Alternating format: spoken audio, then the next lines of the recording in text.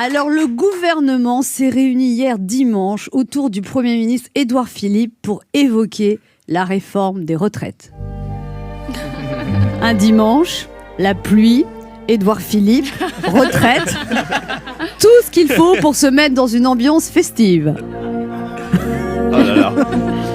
Alors, le gouvernement s'attend à une grève massive et potentiellement durable. Traduction, ça va être long et fatigant. Et chez les usagers, les gens sont partagés. T'en as qui disent « d'accord, c'est pas marrant, mais enfin, faut les soutenir, hein. C'est pour nos retraites qui se battent. » T'en as d'autres qui se demandent « Mais comment on va faire les achats de Noël avec ces grèves ?» Enfin, je suis désolée, c'est pas parce que vous n'avez pas le pouvoir d'achat qu'il faut déranger ceux qui en ont.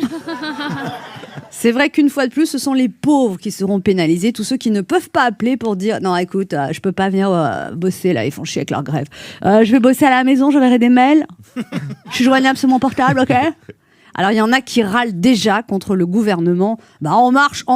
Quand ils avaient promis de remettre la France en marche, on n'avait pas compris que c'est nous qui devions marcher parce qu'il n'y a plus rien qui marche. Il y en a d'autres qui s'entraînent déjà à chanter. 1 kilomètre à pied, ça use. 2 kilomètres à pied, ça caille. 3 kilomètres à pied, j'ai mal.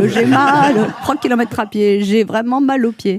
N'empêche, quand on voit la liste impressionnante de ceux qui seront en grève le 5 décembre, SNCF, RATP, Air France, contrôleurs aériens, EDF, poids lourds, raffinerie, enseignants, étudiants, policiers, avocats, magistrats, éboueurs.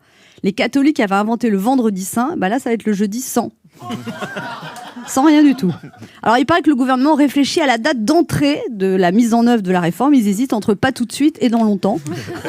En attendant, profitons des trains, des métros, des bus, parce que dans 3 jours, tout ça risque de n'être qu'un lointain souvenir.